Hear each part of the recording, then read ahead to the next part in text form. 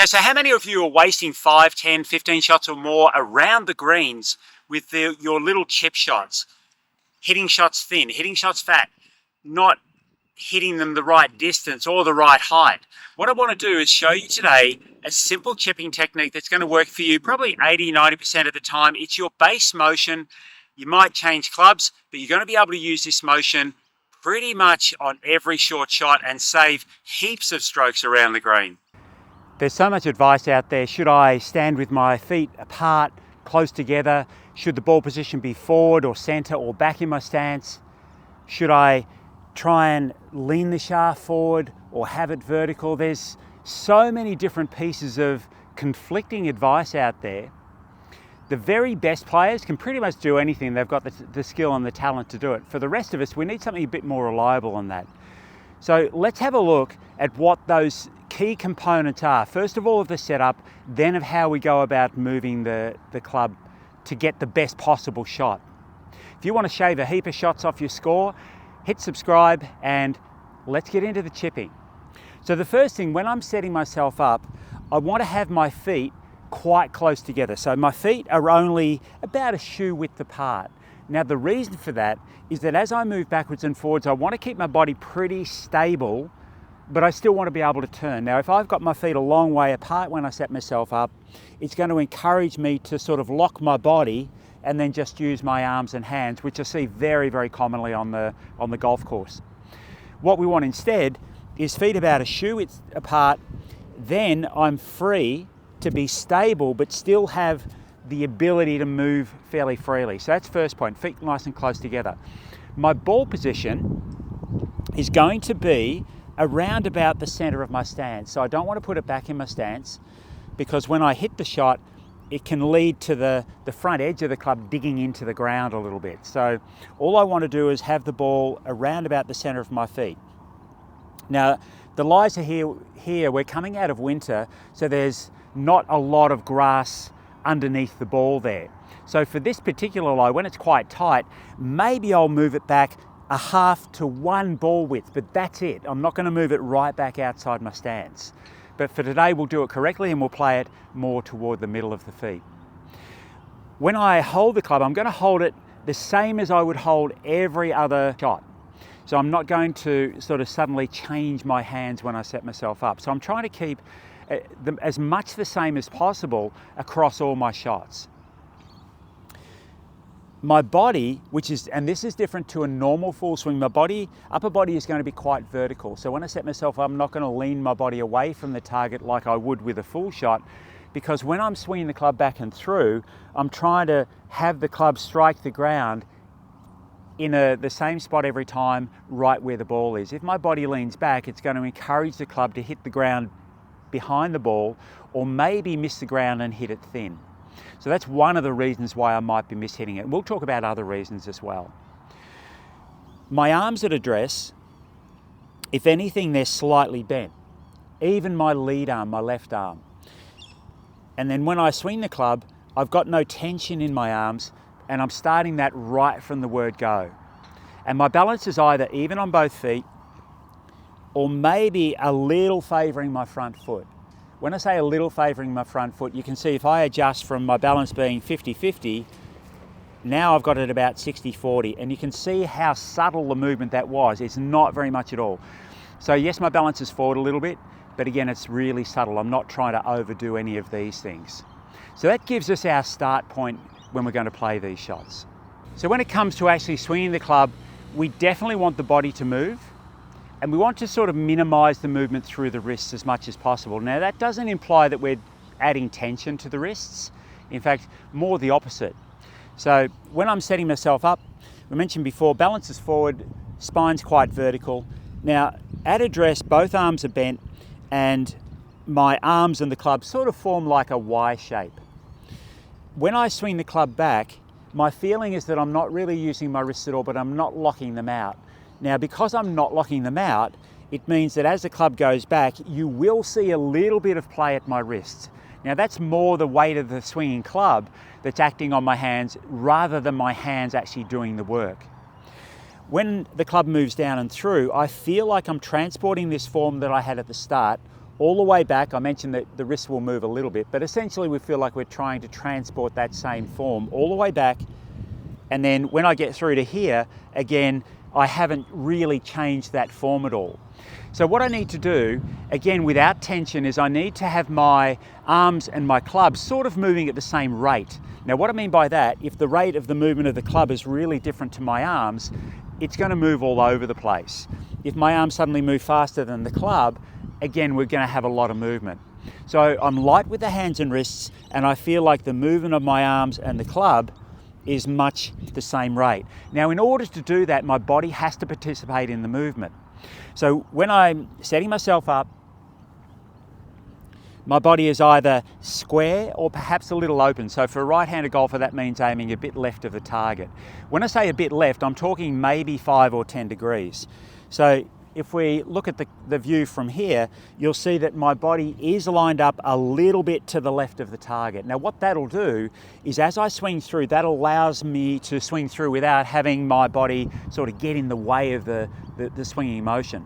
So for example, if I set myself up, and if I'm aiming at that first white flag there, and I'm clearly aimed to the right, then when I swing the club toward the ball, my arms and the club are moving toward my body. So that's going to feel really, really cramped, and I don't want to do that. So when I'm setting my feet, aiming a little bit to the left, when I'm swinging the club through, there's no such restriction. So that's going to make it a lot easier for me to swing through correctly. Now let's have a look at the body's role in all this. When I set myself up, body's quite vertical. When I swing the club away from the ball, you can see there's the smallest amount of lower body turn because I don't need any more than that. And what that'll do is that'll allow me to keep the pressure forward on my left foot. It might move a tiny little bit, so it doesn't strictly stay exactly the same all the way through the backswing, but it's still more on my left foot at the end of the backswing motion than going to the right at all. Then when I swing the club down and through, as the club moves down towards the ball, my body is clearly going to turn. So when I get through to this point here, if I haven't allowed my body to turn, then I'm going to sort of get quite cramped with my arms and the club. So my feeling here is that as I move back and through, so if I'm just holding the club here, I'll let it move back a little bit, and then as my arms move back down or swing back down toward the ball, my unlocked body is going to turn toward the target. So that movement is quite free. I'm not trying to restrict the motion whatsoever. Now, another thought about body movement is when I play the shot, my body will move forward a little bit as the club's swinging down and through. So I'll play a shot and watch what happens to my body. It'll start to move forward a little bit, even at the end of the backswing, and start to move forward. Again, we're sort of keeping the theme of subtlety on all this because we don't want to exaggerate the motion. So I'll play a shot out towards that first flag there and watch the timing of the movement of my body.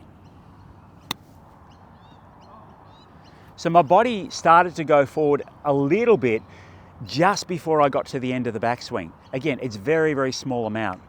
Now, I'm recording this in the morning. The sun's sort of behind me and casting my shadow forward. So I can watch my shadow when I'm doing that. So if I swing the club back and I note that my body doesn't move at all, then as I get to the end of the backswing, I can see this subtle movement in my shadow, if I'm watching my shadow, as I swing down and through. So that's going to help a lot. Now, one of the ways that we can practice this is to monitor the movement of the club so that it doesn't allow my hands to move too much. Now, one good practice drill here is either to have an extended club. We haven't got one here, so what we're going to do is hold the club right down near the neck. So when I set myself up, I can feel the grip of the club just against my left hip here. Now, when I swing the club back, it comes away from my hip because my body's rotated, but when it swings down and through, it's not going to hit my hip as I swing through. So I turn back and through, and that club hasn't hit me at all. I don't want it to hit me. So that's one really good way to practice getting the sequence of hands being passive, arms being relatively passive but some swing, and the body helping to transport the arms and the club as you swing down and through. Really good way to do that. If we now have a look at the path of the club, so when the club swings back and through, if I imagine a line running up as an extension of the shaft, when I swing the club away from the ball, I don't want my club to go underneath that line there. If it moves slightly above it, no big deal, because what that'll do is that'll actually help the club to move through quite well. A really common fault that I see is players will swing the club back, a lot of hand motion, the club will swing behind them. It's really difficult, next to impossible, to make good contact correctly with that. So the path of the club, when it swings back and through, should stay above that line as it's going back and through. So it's a simple motion. I'm not using my hands. If I start to see movement through here as I'm swinging the club back, then that's introducing hand motion, which I definitely don't want for all of these shots. So if we start to think strategically about playing these shots, the first rule, if you like, to remember is that it's a lot easier to control a ball that's rolling than a ball that's flying through the air. Now, when I'm playing shots, if I'm, say, just off the green, on the golf course, if it's just off the green and the surrounds are quite smooth, I might even putt it, because I've got a lot more control of a ball that's rolling off the putter face than trying to hit a lofted club. Now, the next three shots that I'm going to play, you'll see the first one's with an 8-iron, the next one's with a sand iron, the third one's with a lob wedge. And what you'll see is the difference in the amount of flight to roll. The first one you'll see flies quite low with the 8-iron and rolls out nicely. Very easy to control. The second with the sand iron flies a little bit higher. Now it's going to have a little bit of spin on it, so that when the ball hits the green, it's going to check a little bit and skid and won't roll as far as what the 8-iron will. And the third shot is with a lob wedge. Now it's going to fly a lot higher, it's generating more spin, so it's much more difficult to control the strike and my distance. So if I'm looking to control trajectory, as in how high the ball launches and how much it's going to fly, where possible I want to try and have the shot run as much as I possibly can. Now there are going to be shots where I'm on the golf course and I'm hitting over a little bunker or hitting up a hill onto an elevated green, and I don't have the opportunity or the luxury to be able to roll it, and I've got to have it fly. But aside from those situations, try and run it as much as you possibly can, and you'll see that you'll have a lot more control over what you're doing. So next thing is to have a look at different lies and how that might affect how we go about playing the shot. The one thing I'll say is that when you play these shots, there's sort of two key elements. One is body stability and balance, and the second is having this feel of where the ball is in relation to the moving club and the ground. So that'll make a little bit more sense as we go through. So this particular shot here, you can see that the ball is quite a bit below my feet.